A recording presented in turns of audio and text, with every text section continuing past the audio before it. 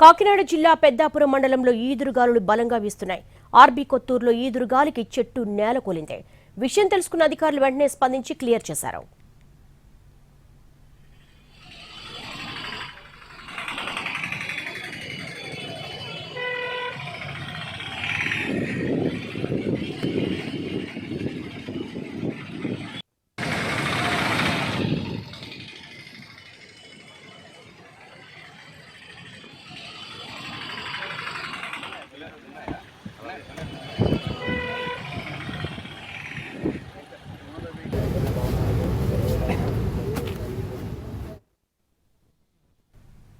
మొంతా తుఫాను ఈ రోజు అర్ధరాత్రి తీరాన్ని దాటే అవకాశం ఉన్నందున వాతావరణ శాఖ వరుసగా హెచ్చరికలు జారీ చేస్తోంది.